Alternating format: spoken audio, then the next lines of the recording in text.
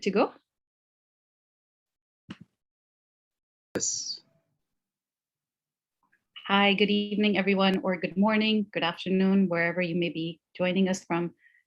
Welcome to our online reading, Poetry for Palestine, in collaboration with Contemporary Art Platform in Kuwait, Typling's Writing Community, and Unutha Magazine. We are really excited to be here with a fabulous lineup of poets and to bring you incredibly talented works. Just before we start, I'm going to share an intro with you about the event. Firstly, my name is Zainab Mirza. I am a founder of Typling's Writing Community, which is based in Kuwait, dedicated to supporting writers with writerly discussions, interviews with authors, workshops, prompt parties, and other events. We are all about making writing less intimidating and more fun. Contemporary Art Platform is a nonprofit private organization founded in 2011 by Amir Enezi. CAP is dedicated to developing and supporting the arts in Kuwait and throughout the region. The gallery has presented exhibitions of established and international artists, as well as emerging and local artists through collective thematic shows curated by Arab and international curators. CAP's mission is equally committed to its educational program, which offers workshops, seminars, and weekly film screenings. Artist talks and panel discussions are presented in conjunction with exhibitions and exhibition tours.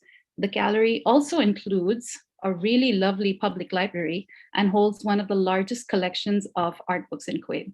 So if you are based in Kuwait, I would really recommend checking out their events, and you can also find a lot of them on their YouTube channel and on their Instagram.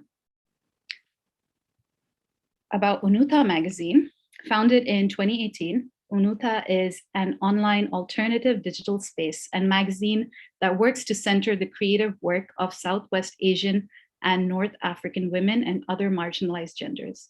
From highlighting contemporary cultural phenomena to honing a space for healing and safety, Unutha is a space that aims to welcome you in. Before we begin with the poetic lineup, I just want to share a little bit about how this event came about. So I'm sure you all remember the events that took place in Gaza a few months ago, back in May, when Gaza was being brutally bombed by Israel. And in Typling, some of our poets decided to pen a few poems in dedication and solidarity with the Palestinian cause. We published some of those poems on our Instagram account, Typlings, and amazingly, CAP reached out, offering their platform to host an event where we could bring more poets together, and here we are. Some of our poets, so we are a mixture of Palestinian poets and allies, and I really hope that their words will ring true with your hearts. Since we were only 4 poets in Typlings, I reached out to Unutha Magazine, who in August held an incredible writers program. And a lot of the poets you'll hear today or watch today are from the program as well. And since you're watching this on CAP's YouTube channel, you'll see a live chat on the side. If you have comments, questions for our poets, do send them across, and we will try to address them after the performances. So without further ado, let's start the event with our first performance. Let me introduce you to Zeina Jhaish. She is a Palestinian-Canadian poet, educator, and editor for Sumo magazine. She is an education student at McGill University with a minor in Middle Eastern and Islamic studies. Zeina wrote her first poem at 10 and performed poetry for the first time at 15. Her work revolves around themes of diasporic identity, self-love, heartbreak, and just life. You can find her work published with Unutha Magazine, the McGill Tribune, the Palestinian Youth Movement, and more. Zaina resides in Canada, and when she is not teaching, she enjoys traveling and anything that has to do with spending time by the ocean. Hello, Zaina. Hi, everyone. Can everyone hear me? Yes. Sorry for no camera.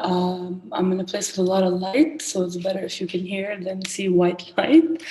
I'm very honored to be here today. Thank you so much for Typlings and CAP and UNUSA for hosting this lovely and very important event. So I will be reading two pieces today. The first one is Martini Blood Cloud. I wrote it in June 2021. And second one is Being a Palestinian Woman, a Guide. So a little bit about Martini Blood Cloud. I wrote this poem out of frustration for what's happening to my people after spending several very stressful weeks. When the events of Sheikh Jarrah and Silwan and Beta happened. So I wrote this as like a kind of like a vent and like just an encapsulation of everything I've ever felt toward the oppressors. So here it goes. Oh, and shout out to my mom for coming up with the title. Martini Blood Cloud. They stole my beaches and keep fronting on the front lines of the sand lines they built to tear my land apart. And I want them to feel the weight of what it means to steal my home. And it's between what I've never experienced and all I've ever known. You cannot club on stolen land. You're not doing us a service. You serve the likes of hell. And all we ever get are disservices. And I'm tired of being nervous about the next child that will die when you sip your olive garnished martinis on a cloud of blood drenched with the sweat of my people, tears from my eyes coming to you all the way from heaven. How can you be full of pride when you try to shame us into oblivion? How dare you have no shame when you eat from our land, yet burn our olive trees to the ground, on our ground, driving us away from being safe and sound. How dare you have no shame when you bomb us away into shattered pieces painted with melancholy and try to act with sympathy when you are dripping in evil, spitting on us with your blood money, hate money, all from the brainwashing you sprung across the seas as you skinny dip in our waters.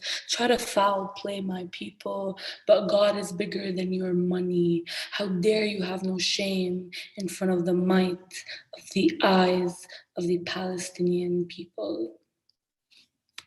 Thank you so much for listening. The second piece is Being a Palestinian Woman, a Guide. So this was a bit published earlier with Unutha 3 years ago, actually.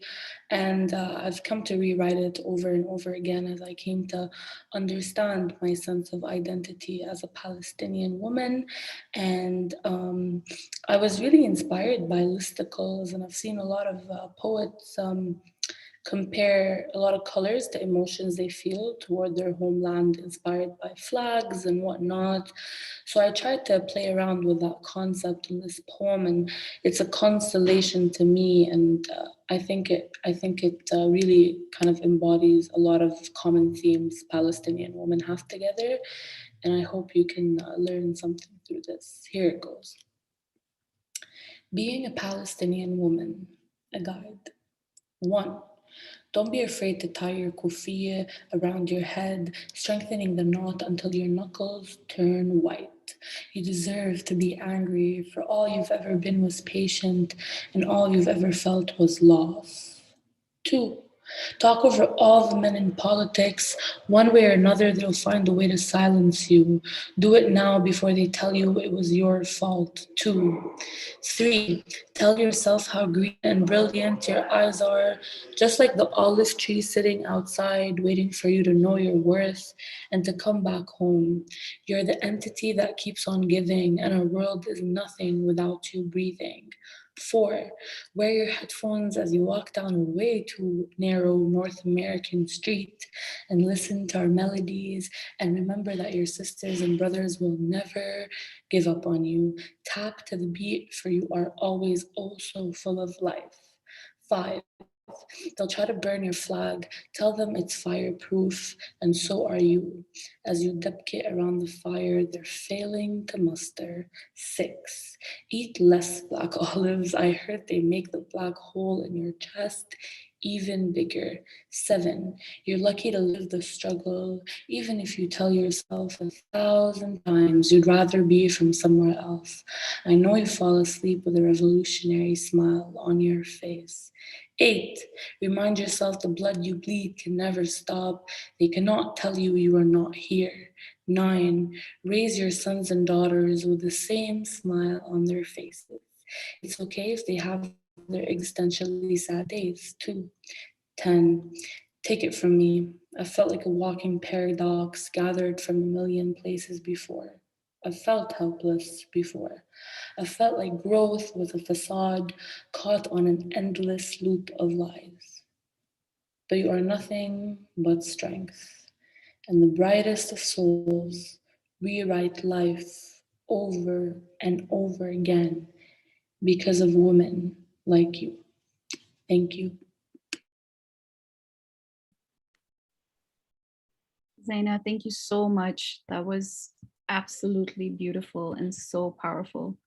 I have to admit, one of my favorite lines was talk about the men in politics. I'm sure a lot of us can relate to that. Finger snapping all the way. Moving on to our next performer, Wafa'a Muhammad is a Kuwaiti-born writer with Iraqi roots. She has a bachelor's degree in education with a specialization in English. She has been teaching English for 10 years, leading students in multiple school competitions. She established an English reading corner at school and participated in several national educational and self-improvement programs such as Taqaddam and Bari. She is a certified trainer in educational technology and has also organized academic and artistic workshops for children. It doesn't end there. Wafa'a is also a self-taught pianist and artist and has published some of her drawings and writings on Instagram. Her writings include poetry and prose in both Arabic and English. She's currently working on a collection of prose and poetry in Arabic, along with 2 novels in English and an illustrated children's story. She's participated in several online international writing programs organized by the University of Iowa and in the Writers Program by Nuta Magazine, which was in partnership with the US Embassy in Algeria. You can follow her on faithfulness_M on Instagram. Wafa'a, hello. Hello. It's yours. Good evening, everyone. First, I want to thank my friend Zaina for her impressive performance. Your words really know their way, a direct way, to the hearts of your audience. Thank you for sharing your brilliant talent and your passion for your country. It's such an honor to be a part of an aspiring community of poets performing words that may reach someone's heart and speak for it. Throughout my life, I have known what it means to have a place you can belong to and a homeland to anchor your identity, origin, faith, traditions, and true self. A homeland is the place you create the most precious memories and memories of childhood adventures, family gatherings, first friendships, first accomplishments, and dreams of what tomorrow might bring. To Palestinians, though, it has always been Palestine. Even if they weren't actually born there, I know enough of them to say this in confidence. Students I've taught, colleagues I have worked with, people across continents in Zoom meetings, and friends from school and college days. And I know that even the rest of all the Palestinians that I don't know, they all share the same trait of truly profound sense of belonging to the land of their ancestors. Children as young as 5 draw the colors of the Palestinian flag in an art class somewhere in a foreign land, not that foreign's land flag colors. I know this for sure. I know that as Palestinian mothers and fathers tell bedtime stories to their children, their eyes travel back in time to the days they used to lie in their mother's lap, telling them the stories of their grandmothers and great-grandmothers. The story of Palestine is not a story of the past. It's also a story of their present and their future. And I wanted to share a part of this eternal story. So I have marched in demonstrations held here in Kuwait, where I live. I am not Palestinian, but I know rightfulness from wrongness, and I can tell the oppressed from the oppressor. And when a chance like this comes to me to offer more to those people, I would gladly give them more than a march in one day or a sign held in protest. This is a poem I wrote for my faithful Palestinian friends, to their siblings, to their fathers and mothers and grandparents, to their ancestors lying peacefully in the soil of their beloved country. It is also to you, whoever you are, a stranger, a friend, a human being who knows what it means to hold the love of a place you can call home and carry it across times and places as long as you live. My poem is called The Olive Tree Bird, and here it goes. Heavy the branch that I carry, of centuries old.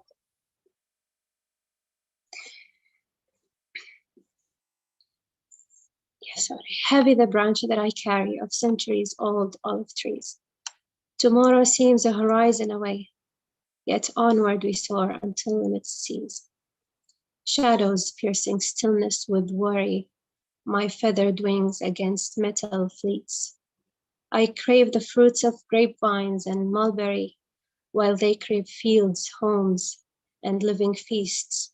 Their insides growl for an oblivious quarry, deafening cries of heavens and earthly pleas. I leave behind a land that fought against weeds. It fought against vultures and all that creeps. In reluctance, I leave behind me seeds of labor, of family, and of unfinished deeds. I wait for the day when soil again breathes, from rains of May and answered pleads, a home for birds perched on olive trees. Yet as the sky turned gray and the winds blew fiercely, I struggled through a winter that rained the lee. A prevailing haze of smoke and fury choked spring under a ruthless decree. A determined river of tears filled the valley, turning abundance to wasteland where no life could be. I therefore seek refuge in a nearby land, in hurry, for the sun has died in a faraway sea. The colors of the day succumbed to blurry, to a paleness that couldn't but recede from darkness, from cruelty, from those who sweat, from those who bleed. I search the lands for long lost safety, of nests and warmth and glee. I seek a place of springs, of greenery, of air that is clear of debris. The roaring predators dive downwards as I parry, leaving clouds of doubts now all around me. The sprouted stem leaves are threatened by the flurry. I hold the branch tight as its bitter taste reminds me that life is still there and freedom is near. Thank you.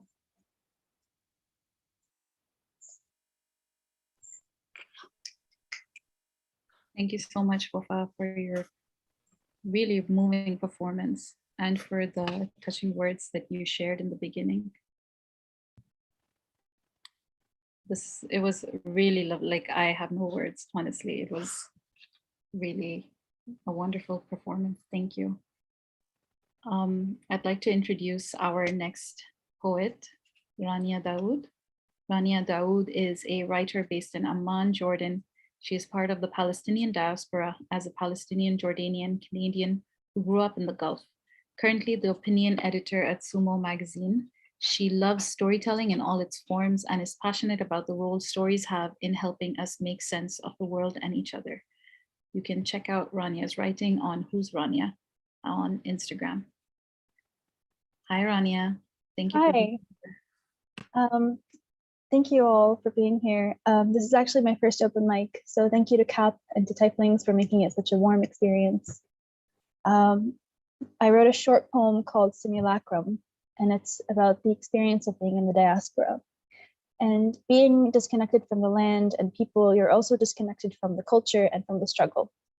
And we end up holding on to superficial parts of the culture like Iknafe or Dabke, which although are important and significant in their own ways, they still feel like pretty surface level and almost stereotypical things about being Palestinian. And I feel like in the diaspora, we're very into symbols and slogans of struggle because it feels like that's what we can contribute. But for me, it still feels like I'm coming up short. And the amount of violence that we've seen in the summer, I understood that social media is very effective, but I think seeing your people who are often your age be victims and targets of arrest and harassment from the occupation, it feels a bit pathetic to talk about symbols of olive oils, of the olive branch. I'm able to talk about poppies and watermelons because I've never had to suffer. So the poem is largely about guilt and holding on to like ideas of being Palestinian and feeling disconnected from the reality of it. Simulacrum. Back when blood had value, something broke and coherence forgot us. I gather symbols like I gather homes, pinning each to my anklet to announce my arrival. Watermelons mean you forgot you're in exile, which means you forgot about death, which means you forgot about God. I was cradled by images, I was protected by images, and when the skin scrapes, I have learned to look outward to the expired film. From the peak of Mount Nibble, Jerusalem is a mirage. Try not to think of the Dead Sea that separates us. A body of water where nothing survives. There is nothing truer than blood. I wonder if the sea will still welcome me if I make it to the prophecy. What is a history without a present? And what is a girl without her mother tongue? It was years ago when I wandered the gallery and found Hamdallah twice my size. Stubborn as ever, he stared straight ahead. I cowered beneath him and I never stopped. Thank you. Rania, thank you so much. And I just want to say that I learned a lot from what inspired the poem. Thank you. Yeah, it's really enlightening to hear about your experiences, all of you, and your inspirations. And thank you so much for that short but very moving and powerful piece. Thank you very much. Thank you, Rania. Coming up next is Lama Budair, who is a Palestinian Jordanian poet and university student with a love of philosophical poetry.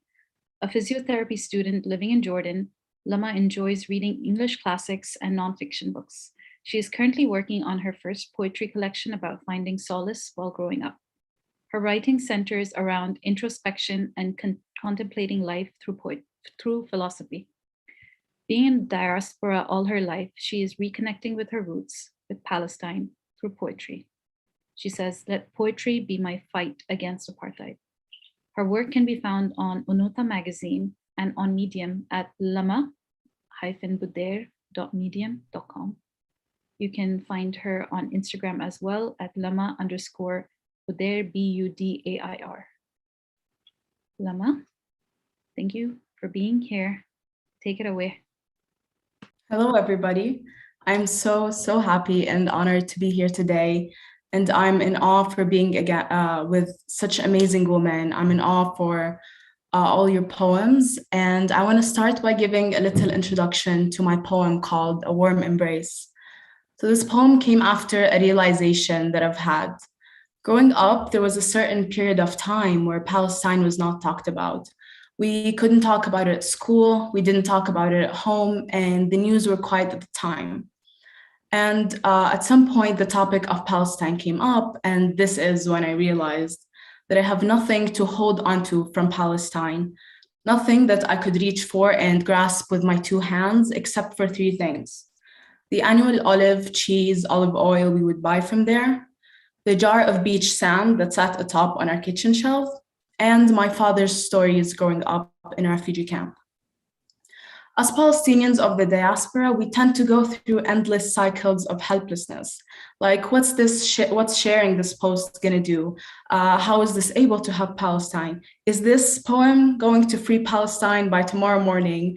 And the answer is no, and that's ridiculous to think so. But if this poem can at least be my warm embrace to Palestine, if it can keep it alive within my heart, then that's all I need it to be. So please, please, I beg you, go out there, share your art, whatever it is, as wide as you can. Least you could do is keep it alive within us. Least you could do is give us something to hold on to. So this is a warm embrace. Unwarranted promises of a promised land. Counting days and prisoners and lives. How much longer until the fall of the apartheid? Discontinuous heritage, no one's aware. The world left me but scraps of a disseminated nation, told me to grow my culture in a handful of soil, gifted all the kindness I care to offer, revive it with an unprecedented succession. Eat some more olives, says my father. Palestine fed me today, and perhaps I will be there for it tomorrow, or someday after. You tell your kids about the rich days spent in the alleyways of a refugee camp. Who knew that decades later you would box your home in jars of sand just to carry it along your diasporic trance? When grown old of age, your longing still festers throughout like a summiting ache. So tell me, when will the world cut its desultory stare? For this poem is but a warm embrace to the olive grave. Unseasonal lightning adorns the night. Loud thunder throws clusters of city in the sky. Then only the cold sky blankets the hollow child, echoing its final cry. Nothing remains but the remains of the little angel lay ripped in half. So let graves be a place of the happily ever after, where a broken mother cuddles her uncradled child. Let graves be soft skies where our children can fly. Let graves be undemolished homes for our fathers' respite. And at last, let the olive tree expand all through Palestine. Let it occupy terrestrial. Let it prosper from Gaza to the Golan Heights. Let it conquer all the watermelon fields, declare alliance with the cacti and the fig trees, lest another child falls and it has nowhere to bleed. Our trees will soak it up, give beloved blood refuge. For we refuse the sight of our blood defiled by the Zionist boot. And at last, let the olive tree branch up into God's 7 skies, and it grows us a path clear through cloud 9. We sing and we carry along our beautiful folklore, embarking on our pilgrimage to the promised land of angels, of prophets, of freed sand. Thank you for listening. Lama, I have goosebumps. Thank you. Thank you so much for an incredible performance. I couldn't agree more about keeping your art alive. And I love the bits that you shared about Palestine, the folklore and everything. That was So Farah is, you guys can't see our chat, but Farah is saying that was incredible, and I agree. It was absolutely incredible. Speaking of chat, you are all receiving a lot of love on the live chat on the YouTube channel where this is being streamed. So I encourage you to check that out later. Moving on to our next performer, Fatma Zahra Hameem is a Sri Lankan creative writer and poet who believes writing is more a liberation for the writer than it is for the reader. Born in Sri Lanka, brought up in Saudi Arabia, then finally moving back to Sri Lanka 7 years ago, Zahra believes her writing is steered by the multifaceted communities she was privileged to be a part of while growing up. A chronic overthinker, her work depicts the emotions that stem from love, loss, and coming into one's own.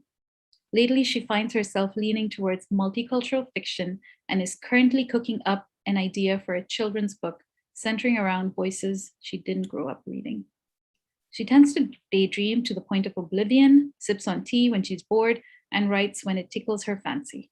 Read when her kids allow it.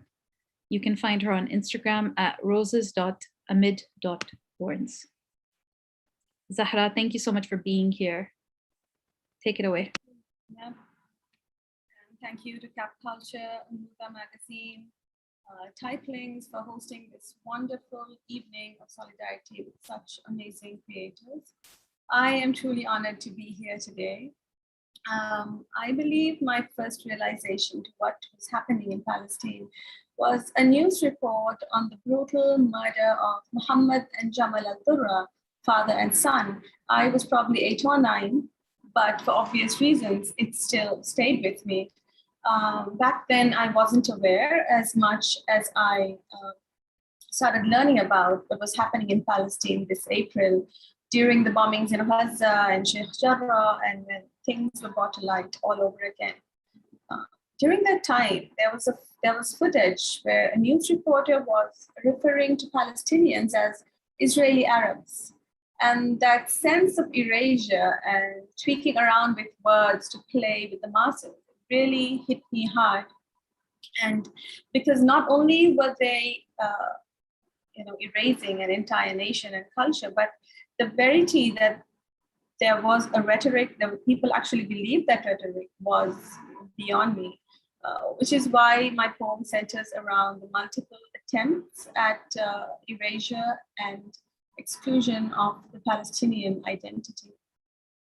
As for the title of the poem, I was reading this article by Tariq Shawwa, where he talks about the idea of nostalgia for the Palestinian Americans of the diaspora and how their dedication to their identity is defensive when confronted by the settler colonial state, whose existence depends on their exclusion and erasure.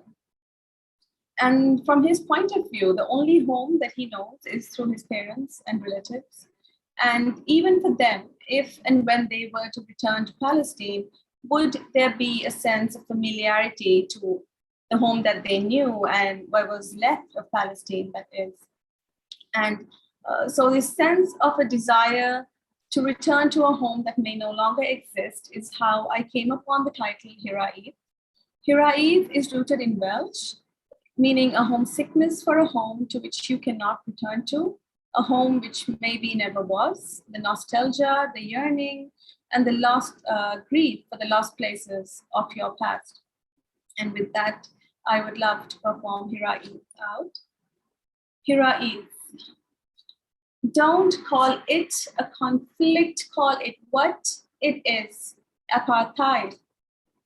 They torch down the golden olive groves of Nablus, yet forget that its roots run the deepest, deeper than the blood-stained crevices of Palestine.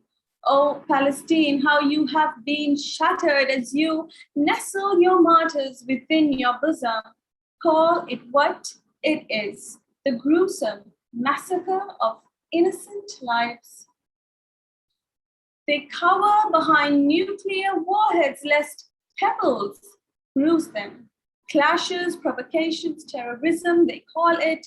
They erase entire lineages, but disregard that resilience is the Palestinian ancestral birthright. It cannot be quelled, for it has been passed down from the wombs long before 1948. Call it what it is, the blatant annexation of Palestinian lands. They dare call the blessed people of Sham Israeli Arabs, a pejorative to fool the masses. Why twist words to blind the following? It's repugnant how they annihilate without reason, yet words are what they want to protect themselves from. What are they afraid of? Call it what it is, dispossession of the Palestinian people.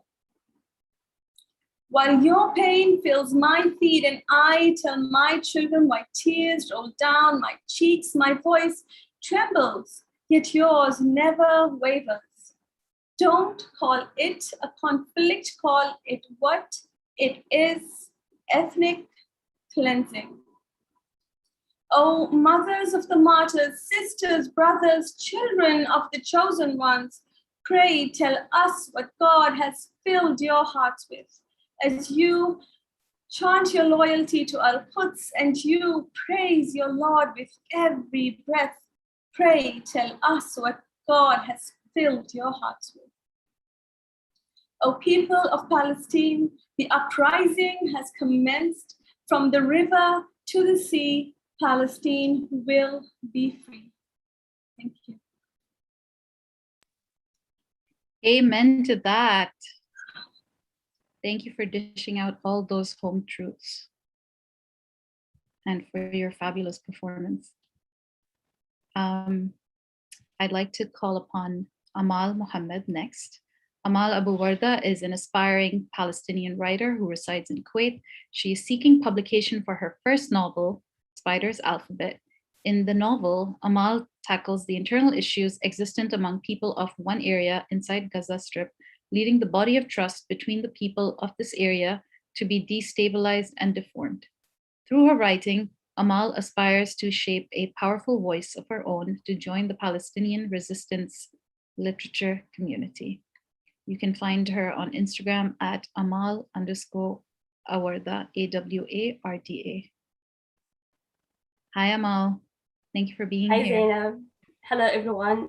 First of all, it's a great honor of mine to be part of this event celebrating Amal? Palestine. Yeah, Sorry, could you turn on your camera so we can see you as well? I'm trying, but I think you are controlling it. The host has stopped it. Oh, okay, just a second then. Ibrahim, can we turn on Amal's camera?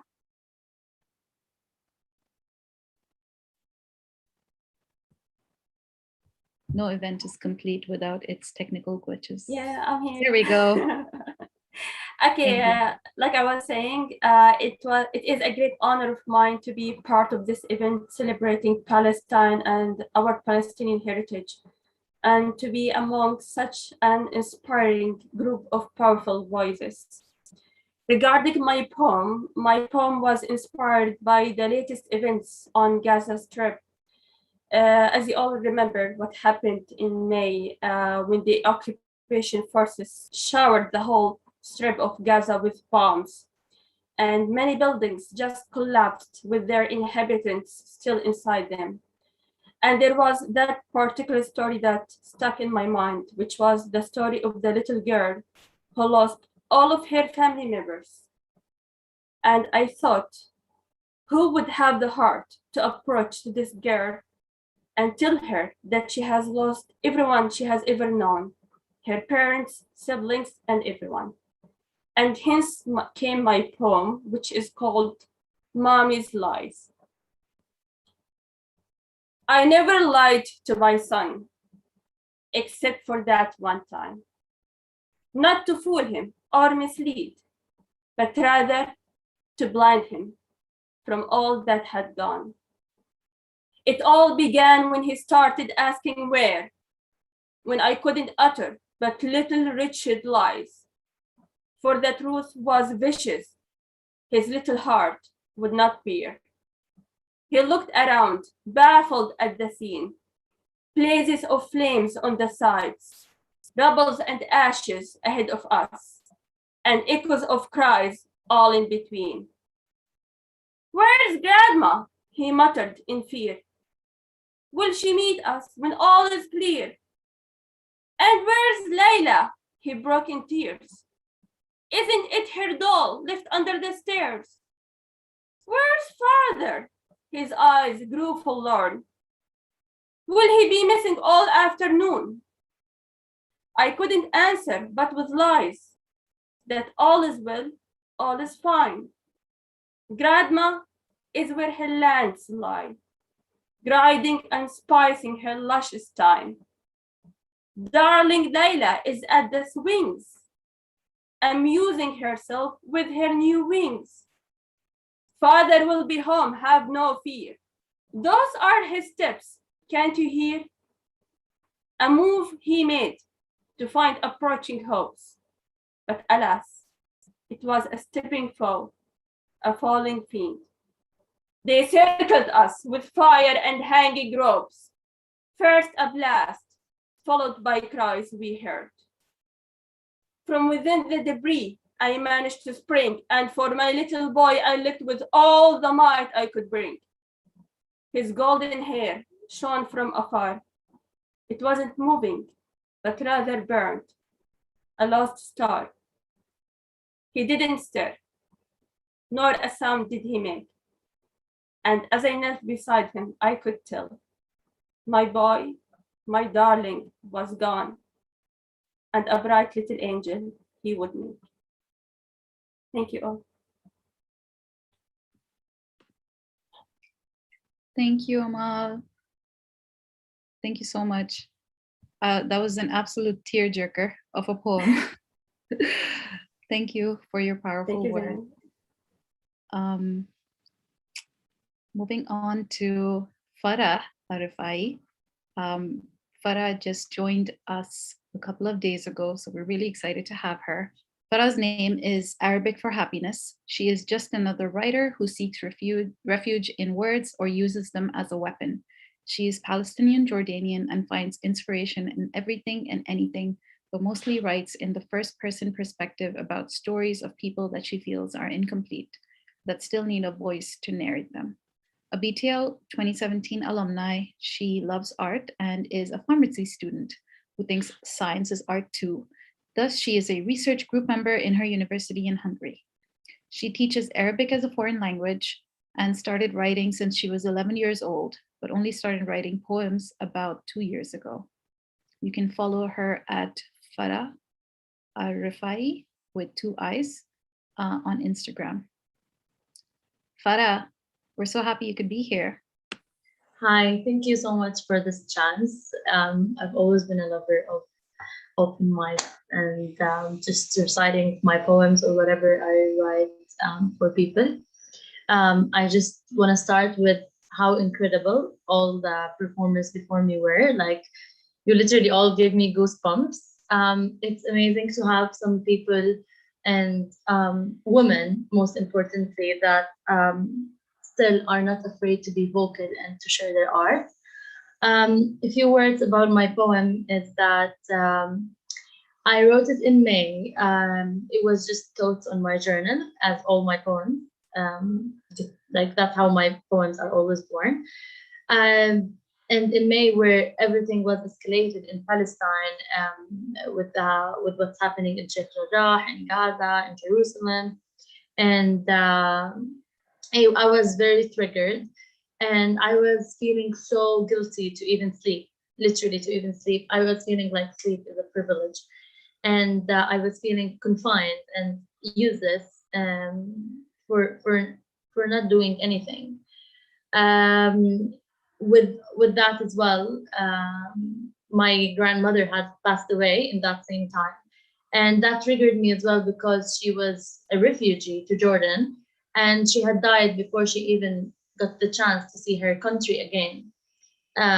She always used to tell us how she moved from one place to the other and how many times she moved. So I was very triggered. And it's called Stay Silent because during that time as well, I was trying to make a protest in Hungary, where I'm living, and everyone was telling me to drop it and just not get politically involved in anything because it's just very dangerous. But I refused to do that, and I don't think any of us should stay silent. And we should all be vocal and speak more about Palestine. It also involves a lot of things that always stick in my mind, like a woman giving birth on a checkpoint, like just people, like in Gaza, how people are prevented from their basic rights of drinkable water or of just sleeping safely and soundly. So without further ado, I'm just gonna start. Here it goes. Stay silent, behave. They tell me to stay silent, to behave. But as I obey, someone else is writing my story, removing a number here, adding a number there. We are reduced to numbers. I cannot recognize the story they write. It is not mine. It's their non-existent one in which I'm a monster, their oppression is justified, and one where tears and cries become rockets firing on an iron dome. Stay silent, though, you are no match. Remain voiceless, but isn't this why? Where does power come from? Isn't my silence fuel for their F-16s? They are more powerful, but why do you see that only now? When did power become so subjective? Why is it that when I pick up the pen to write my story, they are more powerful, but when a kid throws a stone, he is prosecuted? Stay silent, have a glass of water. But my people, their water is mixed with so much blood, it's undrinkable. Stay silent, try to sleep. They try every night without fail, but the rockets are constant buzzing alarms. Stay silent, take a walk out. In their open air prison, they can only see the rockets racing the birds and the falling buildings around them. No escape out. Breathe. It's hard to grasp it there. 2 million are fighting for the same breath of air. White phosphorus wins the fight. People praying in Jerusalem, they kneel down, surrender to God, but in the eyes of the murderers, they are surrendering to their guns. How is it that praying grants me peace and grants them death? Do I just stay still, hide behind the pile of bodies of a man who thought the house of God is his safe place, of a woman whose womb is more resilient than their army, more giving than the air? They would oppress it as well if they can by long queue checkpoints, because it breathes the danger to their blood-spilling oppression. But they do sit on their crowns behind the pile of bodies and dreams. They condemn, and the pile remains our last front standing. I was born in exile, but never before has it felt so heavy. Why? It's not the first time I see parts of my people flying in the air on TV. Not the first time I see tears of that same mother, wailing and living the torture of not knowing whether her son will come out from under the rubble alive, or she'll ever hear his voice again. At the border checkpoint, when she pushed him from her womb, she thought there will never be a more painful experience. She thought the world could never have the ability to be harsher. His wailing, his first wail, was her blessing. She wished if that was the last wail she ever heard in her life. One wail is a blessing, another is a curse. No, it's not the first time. It is not the norm, and it's not okay. It's not the first time I know I have a voice. I just didn't know I was silenced. If there were life in space, they must have heard the screams of my people in my deafening silence. And I believe that the whole world should be ashamed, found guilty for existing and breathing while that woman wails, unheard. If I do remain silent, should I wear to represent a kufiya with a fishnet symbol that used to resemble the Palestinian sailors, but now resembles the invaders who came by the sea? And what terrorists wear on Google search results? Or should I hold an olive branch to convince the inconvincible that I want peace? I am rather wearing the blood of my slaughtered people, their screams on loop in the back of my head, My eyes are the eyes they lost by a rubber bullet versus a stone. Do you still need an olive branch to believe that I want peace? Thank you so much.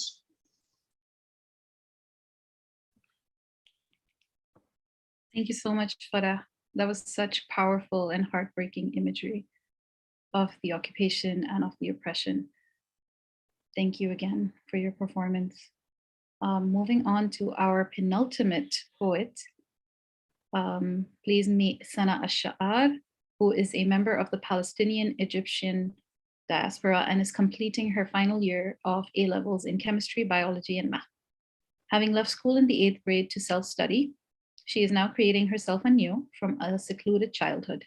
Her interests are still in the making, but currently she's interested in reading and writing about the Swana female narrative. Her Instagram account is Mugfather. Mugfather, we are so glad you could join us. And if you could start off. First off, I just want to say I could not catch a break since the first piece. After like literally every piece, I found the need to like gather myself, especially after Amal's piece. I'm very humbled and honored to have heard everyone's comments, from Lama to Zeina to Rania. All of you have said so many important things, and they couldn't have been said by anyone better or have been said better. Being Palestinian, being a part of the Palestinian diaspora, and especially for a lot of the people who happen to be half Palestinian, you grow up very unaware, blissfully unaware of how bad things can be. And so a tiny example of this is when I was a child, my father took me and my brother to Nablus, his hometown, to get us Palestinian legal documents. And the borders ended up closing. And so what was originally supposed to be a few days turned out to be a few months. And so my family was separated and my mother was very distraught. But as a child, I was not aware, and I was under the impression that this had been planned. And so it's only now that I'm older that I realize the gravity of every situation, of every interaction of a Palestinian with Palestine. And something that had always escaped me was of the intimate reality of Nablus and its own history with the occupation. And so now that I am older, I wanted to write a poem about Nablus, how it really is, and not from the eyes of someone who was far away and far removed from the struggle. And so a tiny context about Nablus. Nablus is situated in a narrow valley between two mountains, Ibal and Jerzim. Ibal was of significant importance to the Palestinian population, and it was a very special and important mountain because of the grave on the top of its peak. But during my father's adolescence, the access to Ibal was heavily restricted by the Israeli occupation, and so that was like a very severe loss to Nablus and the Palestinian population. And so it goes. Nablus, between two mountains, Ibal and Jerzim. Jerzim, the Samaritan's beating heart, holding the past in its rigid stone crevices. Jerzim, where the past evaporated blessing into the air and the ground grew envious and built life from its spring below. Jerzim, who sat staring up at Ibal, only thing standing between them, Nablus. And if you had known of our Jerzim, then you must have known of our Ibal. Ibal, older sister of Jerzim, standing taller to protect the Nablus that belonged to her. Ibal, who opened the sky for her children so they could gaze upon Yaffa's skyline. Ibal, who heard both the beating of her children's drums and the mourning of our mothers below on her knees. Ibal, who looked down onto our weddings and boiled in her core with every one of our dear martyrs' names. Do you ever wonder about Jerzim and Ibal? Before my child father and your child mother had scaled their walls and packed their occasional za'atar in pouches on their grandmother's requests. Before all of our child ancestors sat erecting a grave on its peak to leave their loved ones in safety, eyes closed, but always pointed to the stars. All this time, all of this time, all our time, how I wish we remembered all of our time before they desecrated our crying Ibad and forced their guns and their military bases on her skin, before they banned us from her warmth and introduced invasive guests to our Za'atar, our Miramiya, and called them siblings. All this time, all our time, because they did not want to accept we had crossed as one family from the past, holding hands with our land into the present. I ask again, do you wonder about Ibal and Jazim before our time? Had they been one? Had the earth shattered and split them apart, their tears forming a valley of water between? Had Ibal kissed every cloud that had come from the direction of Gerizim in morning? And if they had been one, do you wonder of our ancestors laying their newborns at Ibal's feet, of their cattle lovingly grazing at Gerizim and her grass islands, of how they had pressed their palms onto the mountains and every element of the mountain stone hearts had felt it, of how they had scaled its back and found its ears and left in it a millennia's worth of whispers, of how they had traveled to and from, carrying pieces of Ibal to Jerzim and pieces of Jerzim to Ibal, promising to never abandon the land through war, through struggle, through colonizers. And the mountains looked into the eye of time and believed them.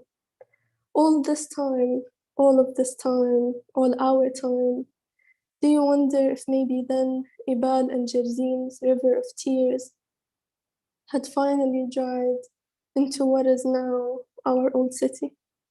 Thank you. Sana, mashallah, your voice is so soothing. I feel like I want to listen to a recording of your poem right before I go to bed. It took me to another plane. Thank you so much for that beautiful, beautiful imagery, for carrying us into Nablus. Our final poet, I'm really, really excited to introduce her to you because we weren't sure if she would be able to join, is Mariam El Anisi. And she's actually the one who thought this initiative up a few months ago when we were writing. So it's when some of our poets were writing for Palestine. Mariam El Anisi is a mixed culture writer, half Kuwaiti, half American, entirely her own, quirky self.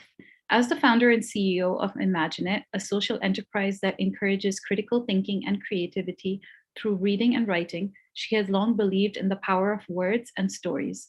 As she continues her journey through life and literature, Mariam strives to bring her own unique voice and experiences into her works while spreading inclusionism of her own faith and cultures.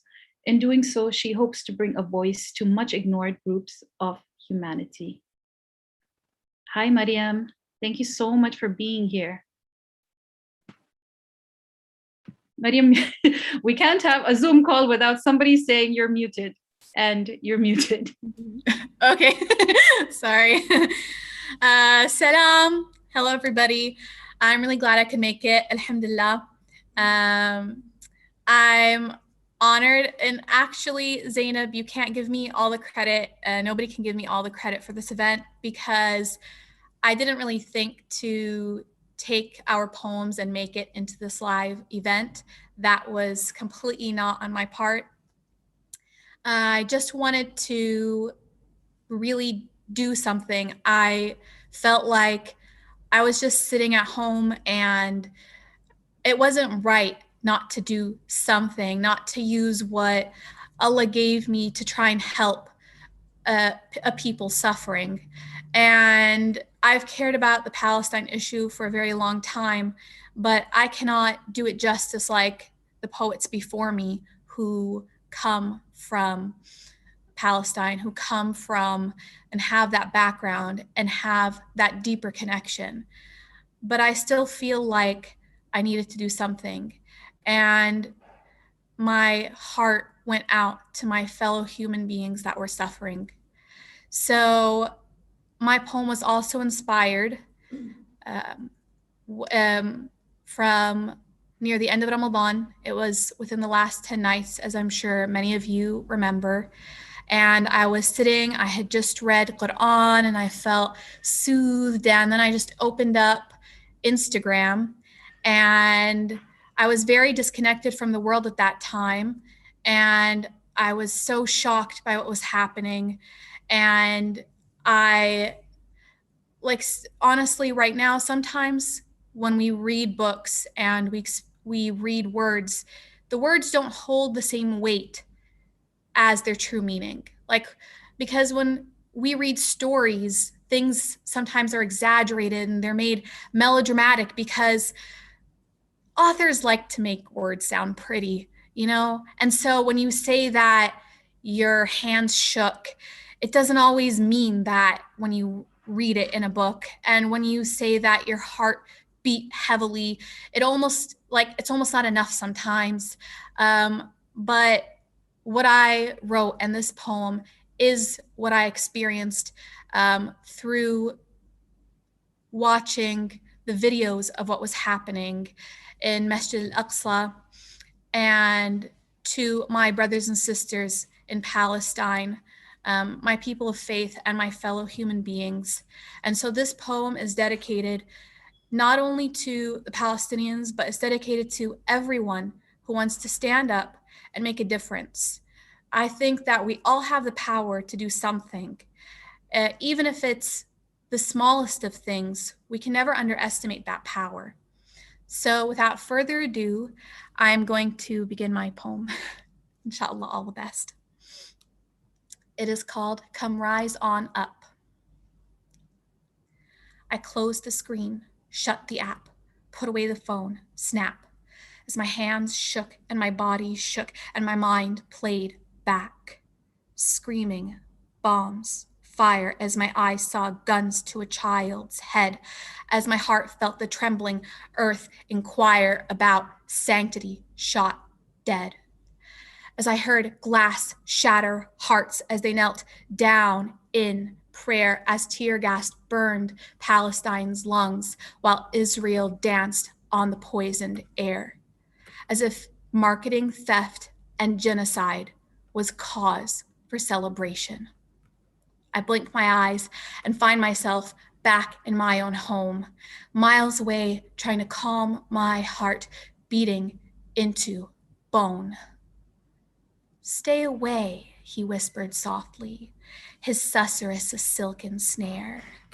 Oh, how deviled tongues can coax our hearts into coals that burn up care. Look around, the purr continued, at all the glee and light. You need not worry about others so far away in plight. Feast and sleep and laugh away. The world is not so rough. Forget the day you saw them pray. No one will call your bluff. In cotton made, on lands Israel saved, on food dressed up in fire. Forget my heart has apartheid paved through its blind purchase pyre. As children's eyes look up to the sky, no longer seeing the sun, over mere rocks spun, what have my own hands done? Behind concrete walls, as if I'm safe, what have and haven't I done? What have and haven't I done? Your hands are already sullied, and their families on the run. What can one you even do to help what's already won? A might so big and deeply fed, really, what can be done? as the mothers wail, shrapnel inhale, skies black and blood, faces now pale, as their souls rise up over thievery trail and Nekba lust. Oh, broken trust, how can I let it prevail? I can't let it prevail. So I shoved that devil that lurked within and bend on over my own voice and vim. I'll rise on up as I write and gather. I'll rise on up that skyward ladder. I'll rise on up over their flimsy whims. We'll rise on up as the skies grow dim. We'll rise on up as we share and spread. We'll rise on up though the earth runs red. We're rising up for true right to the land. We're rising up and staying our hand from fueling the fire of genocide. I'm no longer running, I'll no longer hide.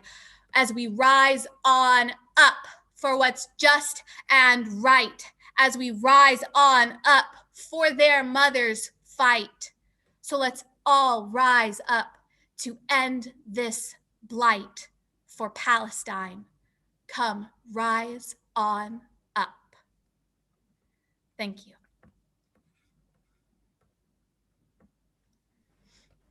Mariam, thank you. That was incredible and such an uplifting point to end the event on.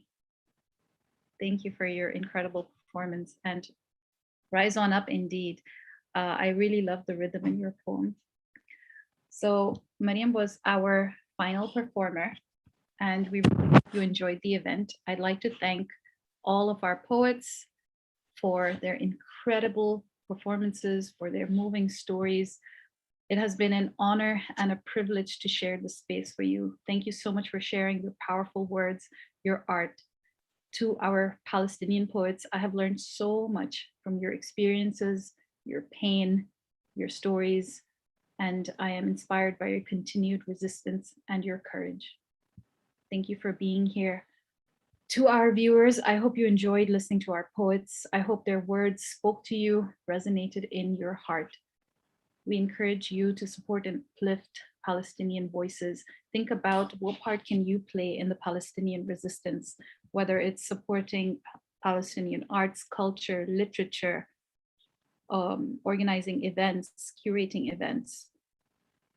Think about where your talents lie and how you can contribute to the resistance.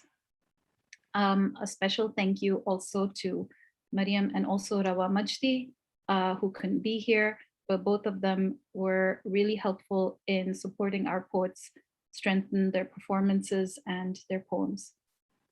The recording should be on CAP's YouTube channel in case you missed anything, or you want to rewatch it to get inspired by these incredible performances.